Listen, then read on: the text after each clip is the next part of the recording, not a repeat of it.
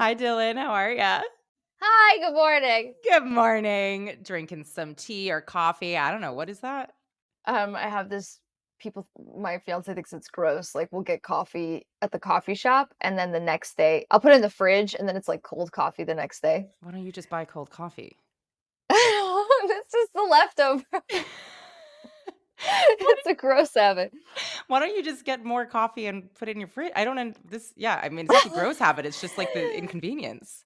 I don't have a car where we are right now. Eli takes it every day. Yeah. So we go get bougie coffee and I can only go so often. So I'll buy like two or just one and split it up. Yeah. Whatever, you know what? No judgment here. Whatever floats your boat. If that's your vibe, you do you. Um, so for anybody listening, who are you today, Dylan Silver? Hi, I'm Dylan. I'm a good friend of Jen's. I've known her since she was very small. I'm sure we'll talk about And that. um and just like Jen, I decided that there was no other option except to keep pursuing art. So here I am. And I do lots of things. I act, I direct, I host, I do voiceover, I write. And we can talk about all Yeah. that stuff. You're the epitome of what I would call a multi-hyphenate. I like to think I am, and then I, look at all your multi-hyphenates, and I'm like, I don't know what else I could throw onto mine, but apparently there are more things, and you hold those Oh, titles. you have a lot. Also, by the way, the intro song to this podcast, Yeah. no, like not song. Well, first of all, I was like, why isn't Jen singing in the song? Oh, God forbid. And then, and secondly, the calm voice with which you start the episodes is so tranquil. I was like, she's got to add this to her resume, like being Thank on the you. Calm app or something. I mean, I do that would be fun. That would be a fun moment. I do voiceover. It's not a thing I don't do, but Oh, there you go. Yeah. yeah, but, here we are just, there was, one episode that I really, really started, with kinda, it really sounded, sultry, I was like, what are you Dude, doing? it This is did. I was not like, a thing." this is yummy. It's like Thank this you. is a very yummy This is opening. okay, well, here I am. Here's my voice. Yeah, I've known you since we were literal children. We went to Long Lake Camp for the Arts. Here's a plug, praise be. And we were babies. I mean, this was theater summer sleepaway camp up in the Adirondacks. Yeah. And I mean, for me, if I look back on that time for myself, first of all, some of my favorite people in the whole entire world have came from that still to this day. Like some of the people that I know in a pinch of a hat, even if I haven't spoken to them in a while, there is something about that experience that has melded us together that I know I can call in no, like it could be years and they're like, I love you, I will help you, what do you need? That, but Yeah. also be like formative experiences. Like if I think about myself in development as a human being, as a little tiny human, Totally. oh my God. That camp, I put it together. I've spent over a year of my life there when I add up Wow. the weeks. And I think it was a haven. I mean, we were really privileged, the Yeah. lot of us that got to go. And I know whether it was our parents that paid for it or our grandparents, Yeah. I don't think they did many scholarships, though they did do some. They did do some. Um, but you worked your ass off. It was Oh my like a God. camp where you worked really hard. Um, and you felt seen. I remember feeling seen for the Yeah. first time Yeah. as a sort of an outcast, someone who was deemed other in some ways in her life, and Yeah. it was a really special place. Yeah, I Yeah. mean, I guess it's akin to, the stage doors, the French Woods of the world, but there was something which I went to French Woods for one summer, and my parents were like, "This is too much for you. We are kicking you out."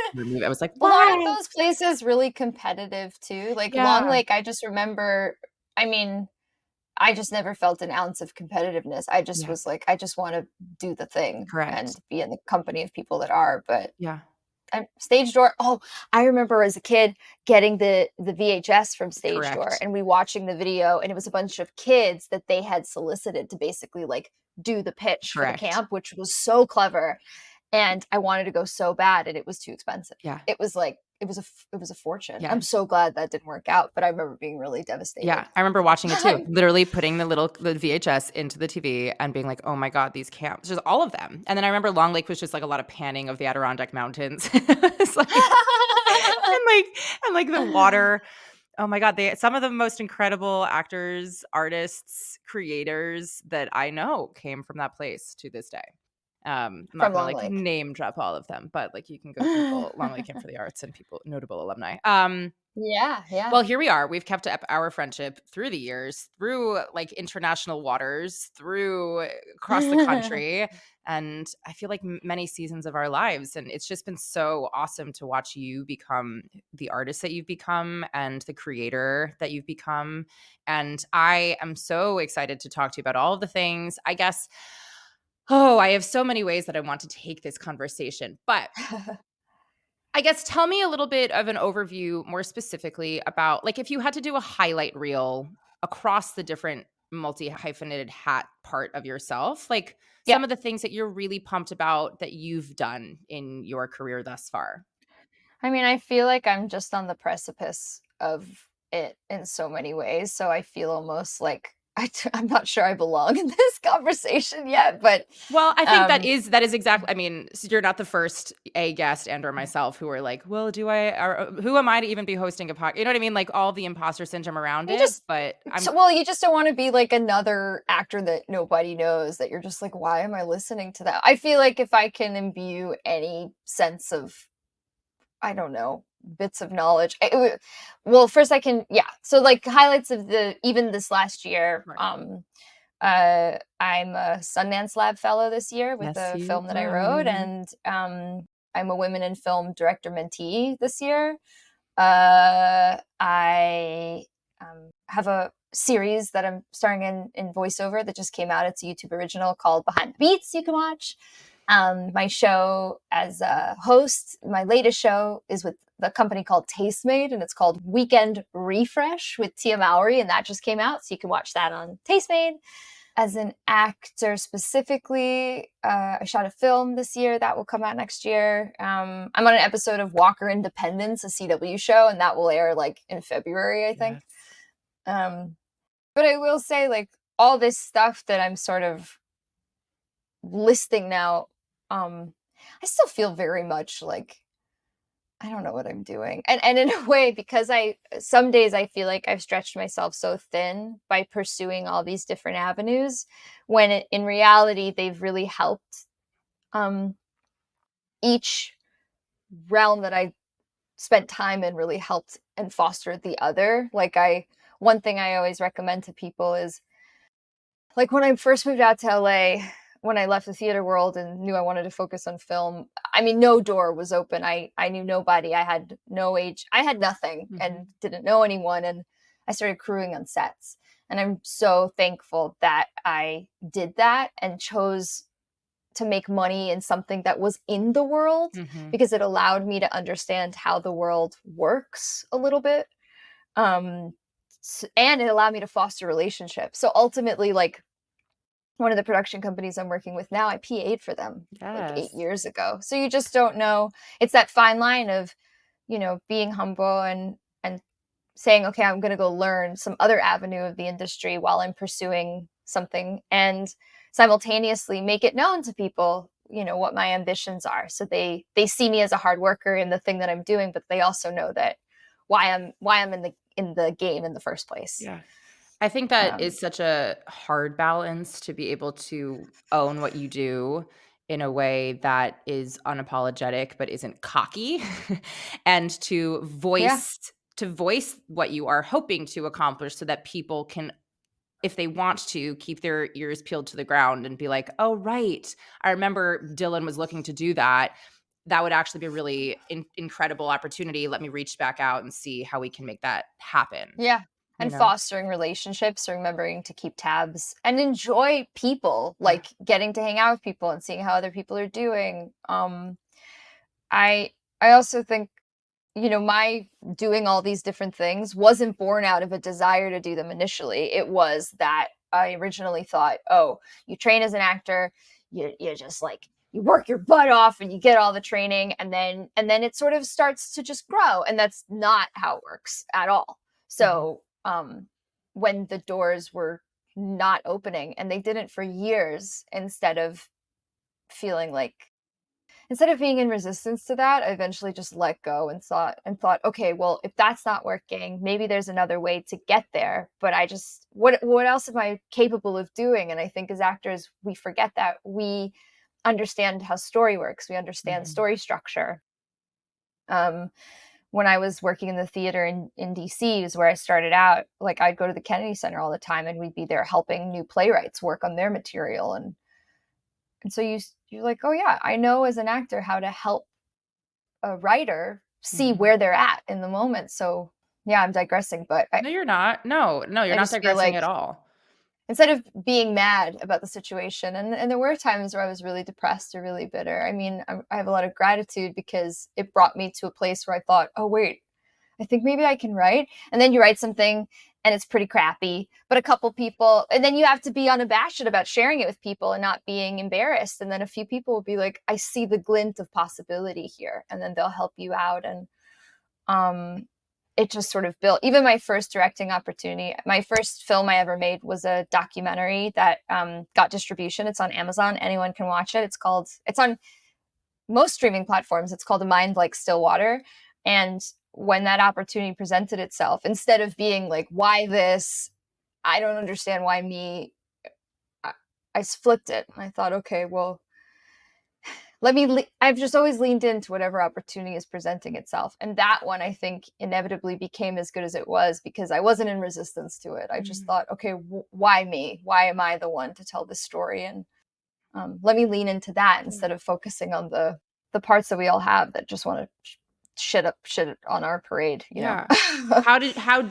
Initially, obviously, I imagine it's more of a muscle now that that's just kind of how you are operating, but initially with that rejection feeling, the like it's not happening the way you want it to happen, the time lapsing, how did you decide to just like lean in? Was there a moment that was, this like light bulb moment that was like, "Oh, if I just go for this Yeah. or say yeah," like was there that or was it just something that because you were so tired and it wasn't happening, there was really no other option other than to just Yeah.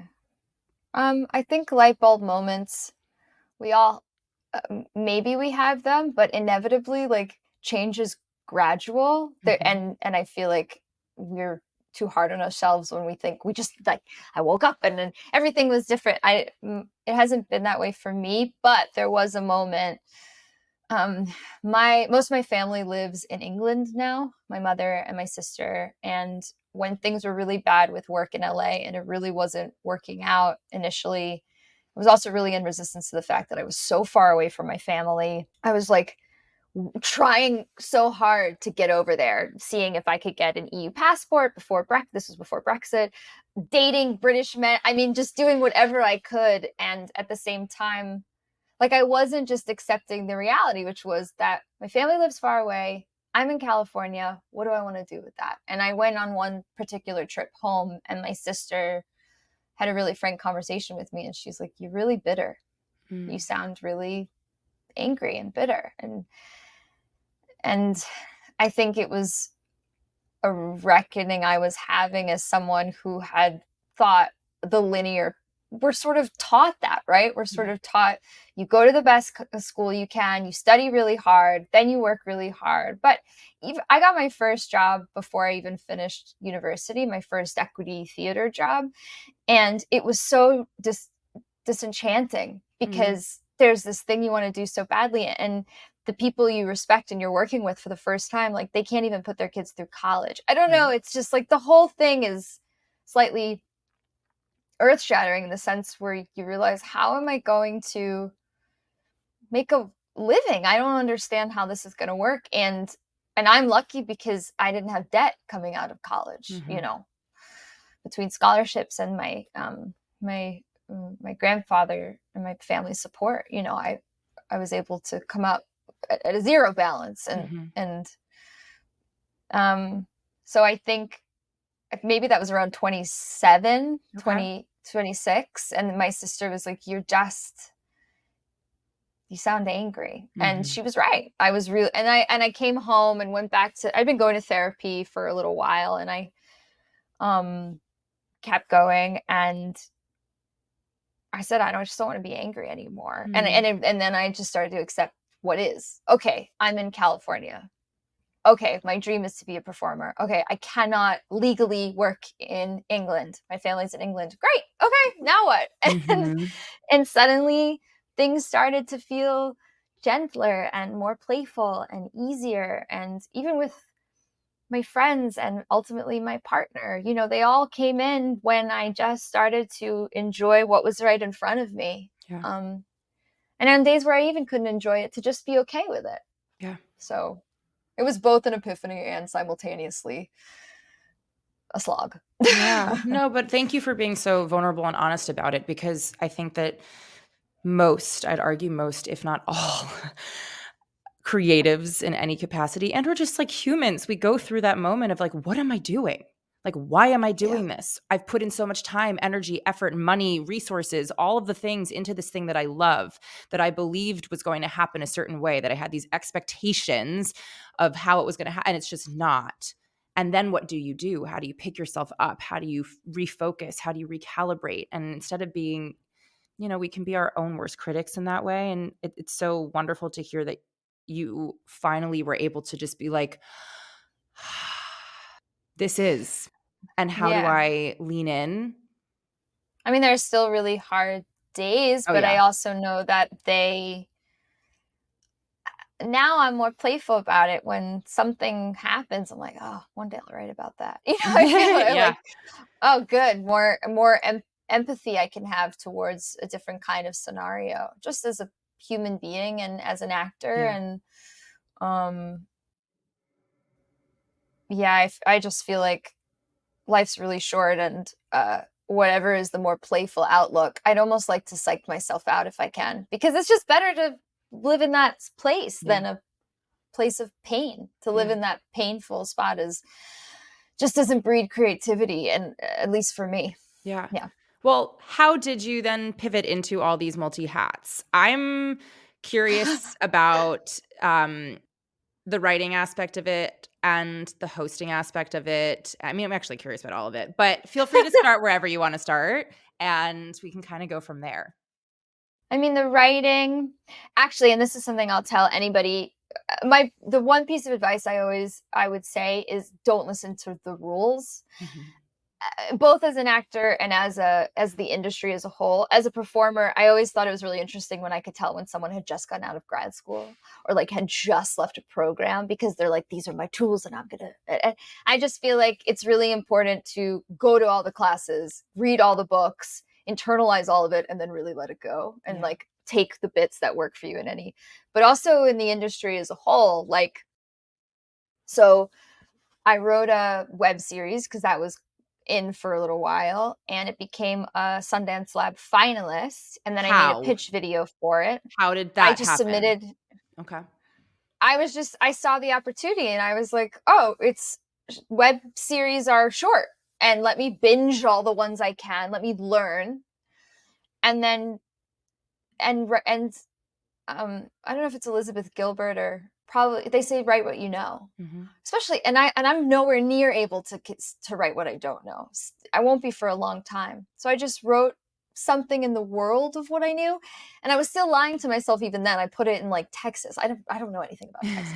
You know, like, but partially I was vulnerable and honest and wrote this funny, and kind of learned that my writer's voice is a little sardonic and Mhm. but playful and vulnerable, and it became a finalist. And then I was like, okay, I gotta use this. I gotta use what? I don't know. I just decided I gotta do something with it. And every day I went to IMDb. Okay, so I think I looked up movies that were like indie darlings, so Okay. made some money but not a ton of money, or actors that weren't big but were like on their way to being big. Mhm. And then I looked at who represented them, and then I cold emailed everyone. I just cold emailed every person. I did the thing that everyone abhors, that everyone's like, that is so bad. Mhm.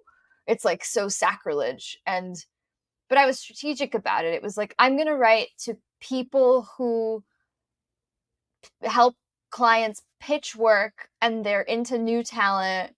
I don't know what, I just sort of unabashedly did it. And I wrote 1,000 easily cold emails, and one wrote me back. And that was my first agent at WME. Mhm. They said it felt like I was screaming at them because 'Cause I I mean, 'cause in I some had ways, I also say this with all endearment, that tracks to yeah. me. And it was like, I think through in therapy, we were talking about like it's this you got to be really clear about the ask, right? So it's Yeah, one ask, and it was like, hey, I have this series. It's a Sundance Lab finalist. I think you'd like it. And then I sent the pitch video, and that was it. I didn't say I'm also an actor. I want to do that. I didn't say any of that. I let again like let it go. I leaned into what I had in the moment, and that's how I got um my first agent. I mean, like I didn't have the right people to then put in a recommendation to do.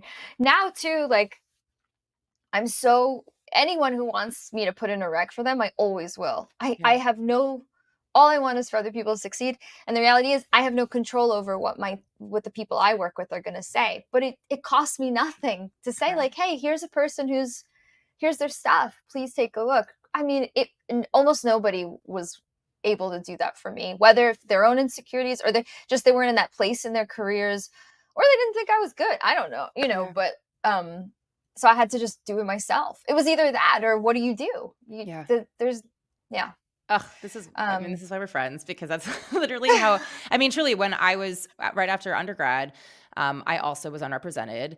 And for the majority of my career, I had been unrepresented. And I was like, well, I still want to work. And how do I work? And at the time, I was pursuing mostly musical theater. And it was mostly like regional musical theater. And I literally, and this is a tool that you can kind of still use, I would go onto, like Samuel French and the one that you use for rights for musical theater. And you can see all the shows that they have in their Rolodex of what they lease out. And you can also see who buys the rights to said show, what theaters mhm. have them, and when they are going to be doing said show in their season. Oh, brilliant. And oh yeah, no. That's And I so would smart. sit and I had my dream list of shows that I wanted to do or shows that I knew I was really, really right for. And I would go scavenge through these different Rolodexes of the rights for these shows. And I would find the theaters that seemed interesting or that I wanted to work at. And I would do the same thing. I emailed these people very specifically, like, I know Yeah. you are doing this show in your season. I am very right for this part for this reason. Here is a link if you want to see my work. And I usually had it from that show or something that was very akin to Yeah. that show. You And catered each email a little bit to the exactly, which as you what you're supposed to do. Yeah. exactly. And everybody always said, don't do that. But I booked 2 or 3 shows from that. Like 2 or 3 Yeah. shows. I was working consistently in regional theater, musical theater because I was preemptively reaching out and shows that I wanted to do. Yeah. Also, you And have a killer voice. It was you thank just you. saying like, "Hey, here's my voice. You haven't heard it yet." Sure, but it It's also, I mean, sometimes it has nothing to do with your talent, right? We all know that. It has to do with timing and it has to do with whatever, but I think there's something to fair, be but said you're also about. very talented, Sure, so thank you. But there's also something to be said about about when you know, not in a it's just the right disillusionment fit. way, but like when you know that something is good or that you believe very wholeheartedly in the work that you've done and you are proud of it and there's an ownership of it and that it's not even a rejection in that capacity. It's just like, Yeah, I know that this needs to be seen or I know that this needs to be heard and you are somebody who I would love for that to be with. And if not, I will continue doing my thing, but here's an opportunity for you to be involved in this exactly. thing as Yeah. well. It's an offering. They're your they're your they're just other people, Yeah. just like you. And to that note, what you were saying, it also reminds me, like, I'm lately I've been really close to some really big opportunities, and we'll see what happens the next couple months. But I know that those came from, let's say, auditioning just as an actor for a sec. Like, if tapes weren't doing well, instead of being like, there's not enough opportunities for me, I don't have a great team, the industry's stinky, like all the I can't think like that because it doesn't serve me. It also takes my power away. I'm Mhm. always like, what else can I change up? Should I change up my reader? Should I change up the scenario in which I'm shooting? Should I change up the lighting? Should I change up my costume? Should I change up the tactics I'm using and to achieve, you know, can I somehow like see what other people are doing, which really and just to be curious, to be constantly curious so that it's more playful. and I'm saying this not because I'm not great, some days I can really do that, and other days my fiance will attest to it. It's darker. It's not I'm Yeah. not as able to be as silly and playful, but it just allows me to let it go Yeah. as much as possible and to enjoy it. And I think it works. It's working in my favor. And so that's the only reason I'm saying it, because I think it will work in other people's, to just take your power a little bit back, Yeah. so that you have a little more control over the situation. Feel like you have a little more curious, playful control over the Yeah. situation. And also that Yeah. it just doesn't become when it's not going the way that you want it to go, it doesn't become this thing that you're just an overwhelmingly resentful of, and then that in and of itself starts to impact the work, I think and then the Yeah. work just exactly. Yeah. I Exactly. also think the last thing that's coming up in this moment is be honest about what you don't know. So I've been in a lot of rooms, especially I was starting to branch off into new divisions of our industry. Um, I got a lot more respect when I was like, I don't know what. I was like, I got this, but like, tell me how to do it, and then I know I got it, as opposed to be like, oh yeah, I know how to I got it. And I didn't know. I just think being candidly, unabashedly honest about what you don't know is really respectful. It Mhm. shows humility, Yeah. you know, Yeah. and a confidence in a way. Yeah. Very much so. Yeah. Tell me how you got into hosting. Hosting was just another sort of foray into a aspect of the industry that um, I was curious about. At that time, too, I had already auditioned for some, like, comedic related shows, so, like, where you're asked to, like, write a sketch, and play a character, things like that. So when hosting started to come around, to me, it was like, okay, who are the hosts that I really like? What do I like about them? And what I love about the hosts that I respect and really like to watch is I just feel like they're being clearly in hosting, you are an accentuated version of yourself, or Mhm. you're really leaning in hard to one aspect of your interests or capabilities, like depending on the topic of the show. Um, but they were really like uh, personable Mhm. people that you would be like, "Oh, I could see myself hanging out with them," or um I didn't enjoy listening to hosts who felt like they were above me, or Mhm. um uh, and then also hosting, and this is something I would recommend to anyone who has a hosting audition, or when I'm helping people with hosting auditions. It's not everyone's cup of tea, but it has served me. I use it as an opportunity to basically do whatever I want. Yeah. Because you get this copy, and it is just 2 pages of words. And Yeah. they're like, make it fun.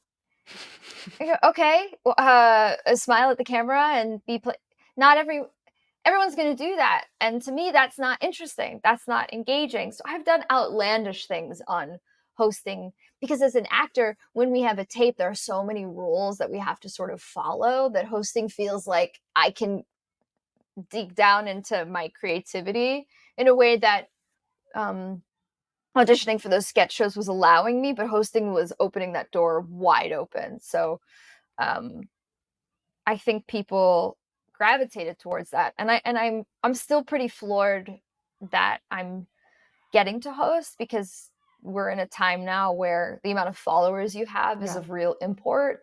I never thought I was going to be able to be a part of that world, and I'm so happy to be in that world, because I really like doing it. I think I'm good at it, Yeah. and mainly because I just love people. I love making people feel good. I love um I don't know, the idea that you can change people's lives, make Mhm. them feel special. I love all that stuff. So um the I've hosted 3 shows so far, and they all make people feel, you know, a little more special than they felt the day Mhm. before, which I love. So yeah. Does that answer the how I Yeah, got yeah, into yeah, it? yeah. Yeah. Was it a conversation that you had with your reps being like, "Hey, this is something that I'm actually interested in?" Was it all of a sudden a hosting audition came in, you were like, "Oh, I really like this," and then that kinda garnered more? How did that snowball start? An opportunity presented itself. and I got my first hosting job. And then just knowing the industry was like, I only have so much time to really use this. Um, and then unabashedly reached out to everyone I knew and was like, do you know someone who works in hosting? Do you know someone? And this is a digression, but I'm saying this because I feel like I would have liked someone else to say this earlier. Like, it's reminding me of Mine Like Still Water, my documentary. When I finished it, everyone was like, "You're not gonna find. No one's gonna want this. You're not gonna find distribute. What are you talking about? Shorts don't. This isn't ever." Not a single person was like into the idea, and I just felt like it's got to have some audience. And all it took was one person that was like, "Oh yeah, let me introduce you to my sales agent." And the sales agent was like, "Oh yeah." Like but it wouldn't have happened if I had listened to 99.9% of everyone around me. And the same thing with hosting, like, audacious. This girl wants to find a agent now who specifically does hosting. Like, what is wrong with her? So um but I found my way to this amazing woman, Laura, and then in that meeting with Laura, I made it really candid. Was like, I really like doing this. I want to keep doing this. I also really want to pursue acting.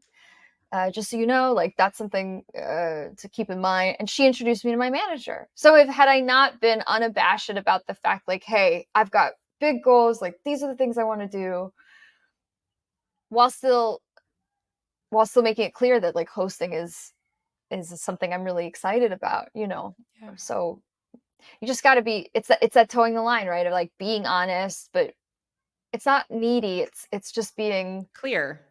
clear and excited about it.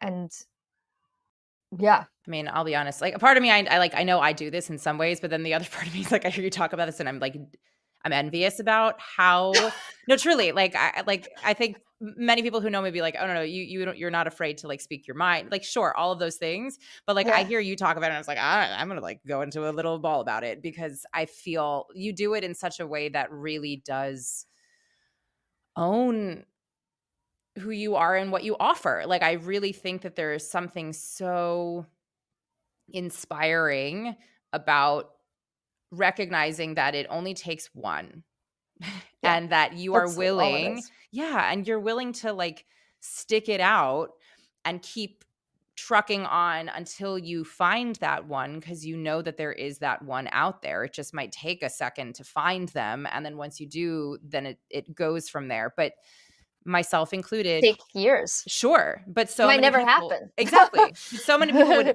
give up on it and also be like, "Well, am I now Yeah, delusional because, I like, it isn't happening, like, how long am I supposed to wait?"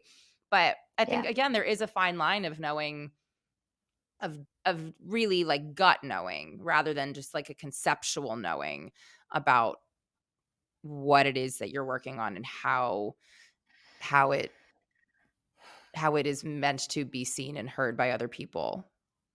I mean, yeah. I say that, that day at Gersh, like, having that first meeting with I went home and I did my thing where I was like, okay, I have to have something I do right after. So I went to the movies and then I had a great meal. And then I go home and I panic. Like, it's not like it's all the things. I'm simultaneously proud of myself for speaking up and I'm terrified.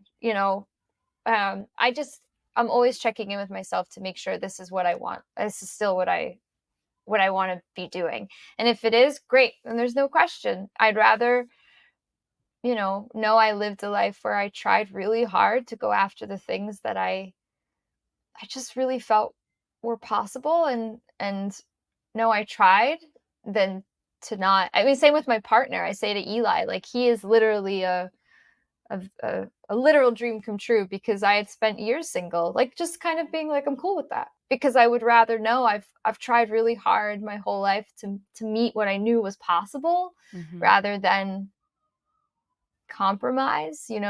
Yeah. Um, and then he appeared when I really let go and was like, yeah, I'm cool with. I'd love to live what a romantic life to have lived a life where I tried really hard for the things that I wanted, and you know maybe it succeeded, maybe it didn't, but Yeah. Yeah. yeah, Had it's not an easy choice, especially as we get older. Yes. Yeah, it's really not. How then I'm gonna keep bouncing around. How did you again, is it the same type of thing that you were like, "I'm really interested in doing voiceover stuff," and so then voiceover happened? Like, was it you vocalizing that and putting it to the ether, or was it again like another audition that came through and then it was like, "Oh, this." I can't remember exactly. I feel like at the time I was at WME still, and I had an audition that required some level of using your voice. And I've always been good with dialects, and uh, my person knew that at the time. I think there was some VO incorporated in the audition. I also love cartoons. It's like a big thing in my life. So As we I've stare been at these Funko Pops in the corner. okay. This is all Eli. Y'all, I and went if you away. tune into the YouTube, there's just like a shrine to Funko Pops on the wall. I, I went away for 2 weeks, and Eli calls me and he's like, "Okay, so I might have started a new hobby, and I'm only buying one a week." I come home and there's 30. But wait, Um, what? I don't so you're literally he's filling up this space that isn't even your real home in with yeah. cartoon dolls? We're in Atlanta because we're here for a job that he's on right now, and this is the office room. And he's been working on some writing on the weekends, and it was for him, I think, like a source of creative inspiration. If you notice, these are all film directors Oh, and cute. you know, main characters, like, you know, here's Hitchcock. I mean, this is like a whole generation below me that I have not been tuned into, but I guess they're now collectible items? Well, okay, so then he calls me again. He's like, "Okay, I have a question. Should I keep them in the box to retain their value?" And I said, "Absolutely not. This is not Beanie Babies like It all might over be. again." It might you Yeah, never but Beanie know. Babies lost their value. It's like the handbook was wrong. Yeah, So, there was like a small little window that if you figured it out and you sold them fast, then you could make it happen, but I guess so. Okay, so otherwise it was like, take them out, enjoy them, play with them. So anyway, I come home and the boxes are in the closet. So oh, so he's kept all the just boxes anyway. Amazing. he's kept the boxes. I think it's really sweet. I'm like, if this is your thing right now, fine. Yeah, no, there's no judgment around it. It's just it's an so, in terms of And then I animation and bought us some. cartoons, like, this Oh is yeah, well the I bought vibe. us a cartoon one. I was like, we need Launchpad, so I bought us a. I don't know if anyone likes the remake of DuckTales, but Okay. it's very good. Anyway, It's a little ducktail one. Okay, love it. okay, so voiceover. So then I met in LA with the voiceover department there, which now is defunct. They actually got rid of the during COVID that department. But I met with this really wonderful guy there, Sinan, and I said to him really candidly, I said, "Look, I don't know the minutiae yet about how this, but I know I can do it." Mhm. And from dialects to how much I absorb of work that voiceover actors do, um, like give me a chance. I can really figure this out. And I did, and he gave me that chance, uh, and I did mostly video games at first. Animation is a harder nut to crack, I Mhm. found. And again, like I'm still just sort of and I've done weird things like dubbed TV shows where they need someone to um I'm not even saying it's in a different language. Like one time I had to do a show where they had a character with an Irish accent, but it Mhm. was too Irish for Americans to understand. So they were like, do that accent, but like a slightly lighter version. You're like, okay. And then they were like, do it for 7 other characters. Okay. You just sort of have to be be flexible and go with it. Voiceover its own beast, and the demands are really particular and interesting. Yeah. But they've really helped me as a host. They've helped me as an actor. Like it all blends, but it is extremely time consuming. That's another thing I always tell people. Like the amount of auditions I have to put in for what I get out in voiceover is it's a lot. So I think maybe that's the biggest thing. Like all these divisions of the industry, but I'm still in the infancy stage of a lot of them. So Mhm. I'm still auditioning for all of them, and it is extremely it's a blessing that I get them. But it's a lot. It's a Yeah. lot for you have to you have to really enjoy it, want it, be into it. That's why anyone who wants to get into voiceover, I'm like, I will help you. I just want to make sure you're cool getting a last night I got an email at 8 p.m., something that's due in 2 hours. Yep. You just got to be cool with that. Yep. Yeah. What about in terms of this more recent film that you've written, the Sundance Lab? It was one of the Sundance program. Sundance Institute has a couple of labs, and I was Mhm. a fellow in one of their lab programs Right. this So year. how Yeah. did all of that come to be, and what is this new juncture? I had made a couple of shorts and that doc, which I've mentioned a couple times. And then the pandemic hit, and I felt like it was my chance to write a screenplay for the first time, to take the time to do that, because I didn't have all these auditions coming in. Mhm. And again, using it as an opportunity instead of a painful spot. Yeah. Um, and those years when the pandemic was hitting, it was like I was just starting to get some traction as an actor. I had just done a movie called Down East. I was like I got to star in. I thought things were like moving, and then they stopped, and I was transitioning in look and age wise, like what I could play. Mhm. I was really bummed initially, but then I was like, I think it means I have to do something else. And I took some personal experiences that I had lived through over the last couple years, and wrote a screenplay based on it. It's a dramedy called Chaim's Not Dead, and it explores first generation Americans and their immigrant parents. It explores modern Jewish identity in the United States. And more important, and maybe most importantly, well, equally, sort of the plight of the American dream, and then also what it means to be like called other in the Mhm. United States, and the variations of that, because I think it's interesting, um, who gets to assimilate and who doesn't. And anyway, these interesting questions, but never taking itself too seriously. Lots of humor, lots of laughs, and so I just wrote that screenplay and worked really hard on it, and then refined it, and eventually it got into this um, program. So that was cool. Now I don't know. We're pitching. We're trying. Yeah. Yeah. But you think okay, I have to write like a killer screenplay, and the rest will just happen. Nothing's happening. I don't know what's going on. I'm just trying to figure it out. But I really want to direct films, and I'm really passionate about the script. And you know what? But I'll probably start a new one soon, Mhm. because you just don't know when things are gonna hit. Yeah. But um, Ideally, is it a I know, vehicle for yeah. you to direct and star in it, or are you just wanting to direct it, or what are you trying to do with it? I don't know how directors star in their own stuff for their first film. It blows my mind. I think it's so hard to make a good film. Um, and my goal with Chaim's Not Dead is to just make a, a brilliant film. I just want to make a film that is funny and moving.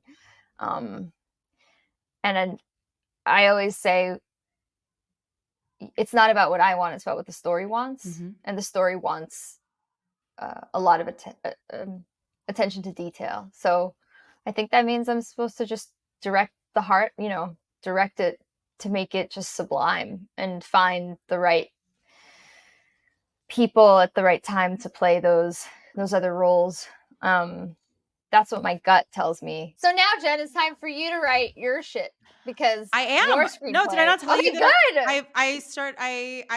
I'm almost done writing my first pilot Heck ever. yeah, because you and I had talked, and you were like, "I've got all these ideas," Yeah. and you were just, you were at a period where the right things weren't. Yeah. So I it's would like argue there's it's still not. time. So, um, Yep. I finally, after literal years of I mean, I have a whole massive list of things that I will write at some point or collaborate with. I Mhm. need to find a better collaborator to do the physical writing because I don't love it. But Who does? Just kidding. many people, that's like where they thrive. It's I am. I don't know, but for me, I need to, like, talk it out, like, that's my thing. I have 2 solo Yeah. shows that I created, and not because I sat down and wrote them. I sat down and talked to somebody and recorded myself, and that was the show. Like, it happens. Mm, It's so anyway, I was finally like, okay, well, one of these has to take some sort of legs. And the one that just felt, I went with the one that felt most exciting and fun. Not the one that will cool. probably be like the thing that actually ends up selling because it's the story that only I can tell. But um, in many ways, I guess this pilot is also something that only I could tell the way that I'm telling it. And Totally. thus far, no one's done it. So here we are. Yeah. So I know you threw a bag on me, but like, look at me. I finally am in the process of doing it. Anyway, it's not I'm about so me. stoked. That's awesome. I Thank can't wait to you. read it. Yeah, I will. I Yay! absolutely need to share it with you because I need feedback. Oh, I love that. I love it. Yeah. I love it. Well, as we're winding down our time, we've bounced around so much. I'm curious if there is something that like, you've been so candid about how you're still growing and that there's still more to be had and that you're still learning as you go and that it's really never this like baked thing, right? But Mhm. are there certain things that you wish that you knew when you were younger or sooner that you've had to learn and you wish you could impart to somebody who is listening who may um, Mm. be in some capacity in their earlier stages of whatever they're pursuing? I mean, the one thing that's coming to my mind is the only person who's really ever gonna take care of you is you, Mhm. 100%. I put myself in a lot of precarious positions, not that I willed, that somebody else put me in, and I let it continue because I thought this is how the industry works or this is how people are. And as a woman, I think it's you just got to know like when something feels off, it is off. When Yeah. something feels wrong, it is wrong. And it's not for you to get bitter or angry about. It's just for you to and it sucks because you shouldn't have to deal with any of that, you know? Mhm. Um as a director, as an actor, as a host, I have so many instances where I've become aware I've been my gender has been brought to my attention. People aren't used yet, I think, to women in certain positions of power, playing certain roles. It's okay to take care of yourself, but not in a way, you don't want to shut the world out. You want to be open. So don't, and that was the other thing that happened. Like when bad situations started to want to present themselves in my life, then I shut down and I closed off all Yeah. possibilities. And I think it was like figuring out, okay, how do I want to engage with the right sort of people. I want to, and that's again, oh yeah, like it's not your burden to bear. It shouldn't be happening that way, but that's just what's going on. So you just gotta, you know, just say like what I want is possible, and to do it within good company is possible too. So how do I do that? How do I get there? And just trust your instinct and try to be just as playful as possible because it's not easy. And Yeah. if you're choosing to do it, we're so lucky we even get to, so just be really proud of yourself that you're going for it. Yeah. Nothing, even like you, Jen, when you tell me like where you're at, I always say to you, like, I don't think anything you're doing is deterrent. It's all leading to the For exact thing you sure. want. So it's good that you're like leaning into whatever opportunity is presenting itself because somehow it's just nothing's linear like we thought Mhm. or the people told us it would be. It's just that's not how it works. So that's okay. Yeah. Yeah, I think that, yeah. Great. Is there anything on your heart that we have not talked about that you would like to share? Oh, my heart. I don't. On your I'm mind, on real. your heart, on your body, on your spirit, on your, you can pick a part. I'm really proud of you. I'm so proud Oh, of what you're doing in this podcast. And I listened to very different episodes this week and I learned so much. And I'm just really proud of you. I mean, thank you have you. so many episodes of this thing too. It's insane. Uh, Yeah. I mean, you're a rock star, dude. Like, Thank you. Thank you. I'm so grateful that you said yes to joining us on here, and I'm, endlessly proud of you and all that you're doing, and, I've been a oh, cheerleader of thanks. yours since I was a kid, and I will continue being a cheerleader of yours until I'm old and gray, hopefully, and, with a walker and, my back is no longer a back and whatever that is. But I adore you the most, and I'm I'm so grateful that you were in my life, and Ditto. that, sometimes friendships can, like, I don't know, it's really wild. That wasn't a full sentence, but in my brain it was a full moment. So, And also, you to me are I have no idea if this is the same, but like you are still the person that I had met when we were small beings. oh Like yeah, you are still that, which is amazing. I feel like at camp we got to be able to like see the true nature of certain yeah. people. I have no idea what I was like back then, but I'd I like to so think I vividly grew. I'd remember like to think you. I've grown and matured and developed in the healthy ways that I needed to. Oh heck yeah! But you were always like slightly more mature, slightly more like. Does everyone know what's going on here? Like you were very privy to the like you saw things in a more clear way than anybody Mm. else, and your voice was definitely clearer and on pitch than anybody else. Um, yeah, just like a vibrant, like your hair is the same. I don't The know, hair, I like mean, yes. that will take a long time to change. That's like a literal generational situation that I have no control over, but We're lucky. We're lucky we have so much hair, I know. honestly. I know. Yeah. And though I think, when yes, I agreed. I'm very, very lucky.